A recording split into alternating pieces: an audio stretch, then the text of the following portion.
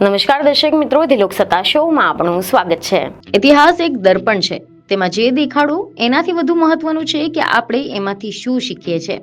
જો કે ઇતિહાસની જો વાત આવે તો આપણા દેશમાં અયોધ્યા અને બાબરી મસ્જિદ આ બંને મુદ્દા એવા છે કે જેઓ હંમેશા ચર્ચામાં રહ્યા છે। અયોધ્યાનો મુદ્દો આમ તો કાયદાકીય રીતે સમાપ્ત થયો છે, પરંતુ આ મુદ્દે રાજકીય વિવાદ તો આજે જોવા મળે છે, તે આજે પણ જીવંત છે। જેમ કે તાજેતરમાં જ બાબરી મસ્જિદ વિશે દેશના સંરક્ષણ મંત્રી રાજનાથસિંહે ગુજરાતના એક કાર્યક્રમમાં એક એવી વાત કહી જાય છે કે જેનાથી આખું રાજકારણ હચમચી જાય છે। રાજનાથસિંહના નિવેદન બાદ રાજકીય તોફાન ઉઠ્યું છે અને આની સાથે જ ઇતિહાસના પાના ફરી એકવાર ચર્ચાના કેન્દ્રમાં આવ્યા છે।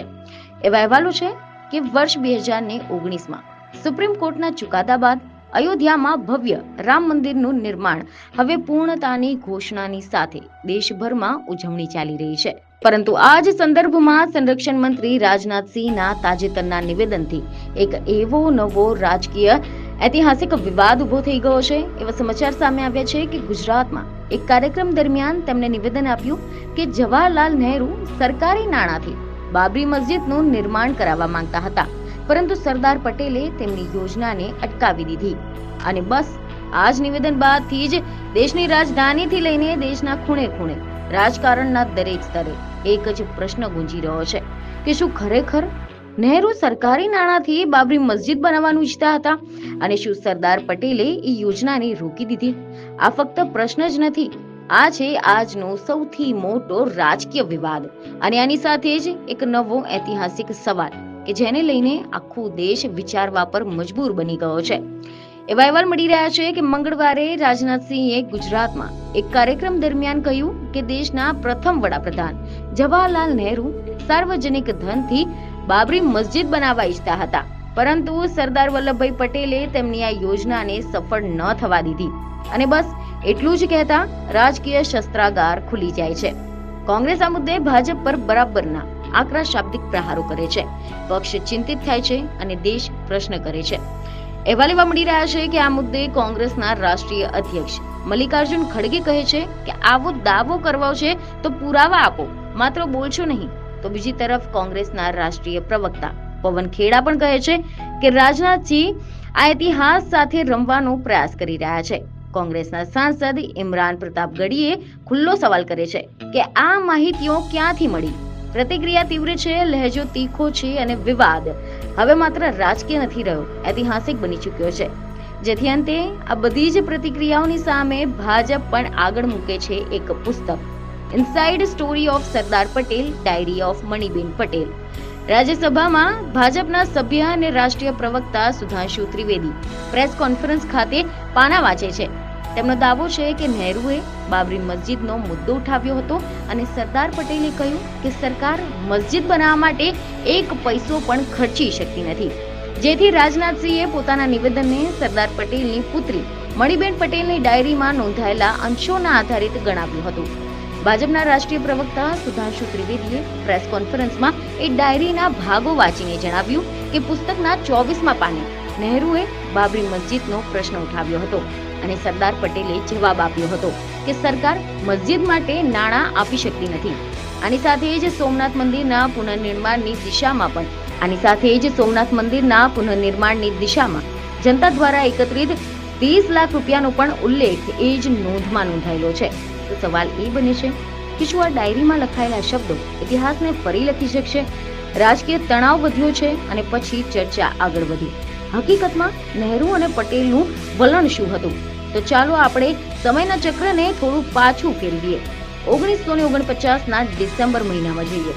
અયોધ્યાની એક રાત બાબરી મસ્જિદમાં રામ સીતાની મૂર્તિઓ સ્થાપિત થાય છે અને દેશને ખબર પડે છે એક મોટો વિવાદ જન્મી ગયો છે। મીડિયાના એક અહેવાલમાં નહેરુ આર્ચીવ્સના આધારે નહેરુના એ પત્રનો ઉલ્લેખ કરવામાં આવ્યો હતો, જે અનુસાર 1949માં બાબરી મસ્જિદ વિશે લખવામાં આવ્યા હતા અને આના અનુસાર 22 ડિસેમ્બર 1949ના દિવસે કેટલાક લોકો અયોધ્યાના બાબરી મસ્જિદ પરિસરમાં ઘૂસ્યા અને કેન્દ્રીય ગુંબજની નીચે ભગવાન રામ અને સીતાની મૂર્તિ મૂકી દીધી હતી। અખબારના અનુસાર આ વાતથી ખિન્ન થયેલા નહેરુએ ઉત્તર પ્રદેશના તત્કાલીન મુખ્યમંત્રી ગોવિંદ વલ્લભ પંત સહિત ઘણા બધા નેતાઓને પત્ર લખ્યા હતા અને એ તમામ પત્રો ધ નહેરુ આર્ચીવ્સમાં ઉપલબ્ધ છે. નહેરુનું માનવું હતું કે અયોધ્યાની સ્થિતિની અસર કાશ્મીર મુદ્દે અને આંતરરાષ્ટ્રીય મંચ પર પણ પાકિસ્તાન સાથેના ભારતના વ્યવહાર પર પડી શકે છે અને તેઓ અયોધ્યાના એ સમયના જિલ્લા મેજિસ્ટ્રેટ કે નૈયરને પણ નારાજ થઈ ગયા હતા કે જેમને મૂર્તિઓ હટાવવાનો ઇનકાર કરી દીધો હતો. 26 ડિસેમ્બર 1949ના દિવસે મૂર્તિઓ મૂકવામાં આવી. તેના પછી તરત જ નહેરુએ પંતને એક તાર એટલે કે ટેલિગ્રામ કર્યો હતો, જેમાં લખ્યું કે અયોધ્યાની ઘટનાઓથી હું ખૂબ પરેશાન છું. આશા છે કે તમે વ્યક્તિગત રીતે આ મામલે રસ લેશો. આ ઉદાહરણ ખતરનાક પરિણામ આપશે.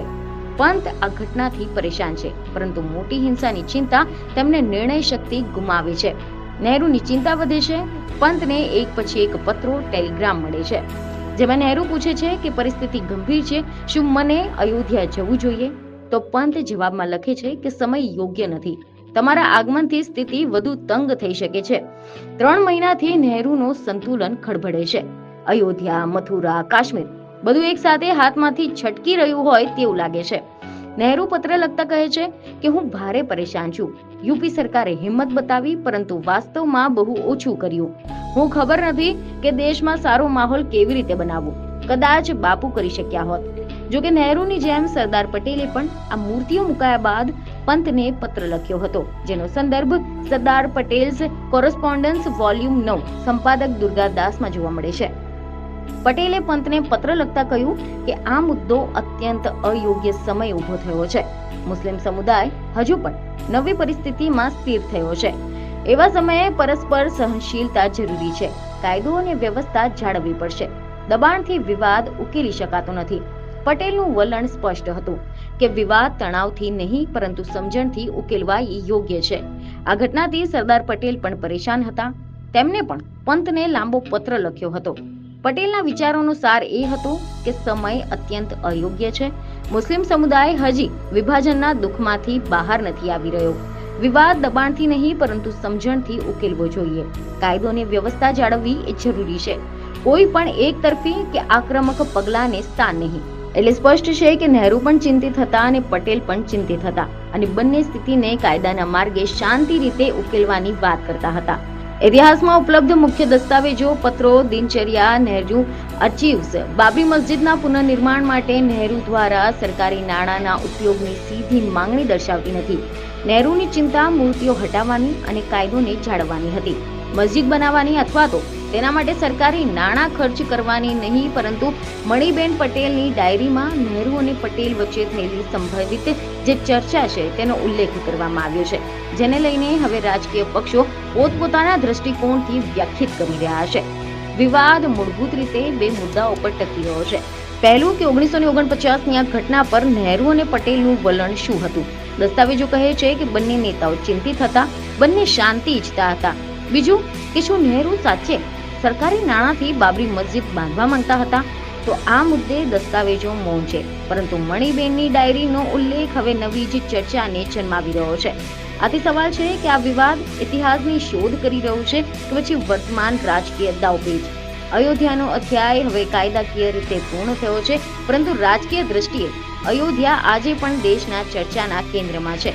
નહેરુ અને પટેલ આ નામો ફરી એકવાર ચર્ચાના કેન્દ્રમાં આવ્યા છે અને આ ચર્ચા ફરી એક વખત આપણને યાદ અપાવે છે કે ઇતિહાસ એ માત્ર પુસ્તકમાં નથી, તે તો રાજનીતિમાં, સમાજમાં અને જનમાનસમાં આજે પણ જીવંત રહે છે. બીજને ખબર સાથે ફરી મળીશું. ધન્યવાદ.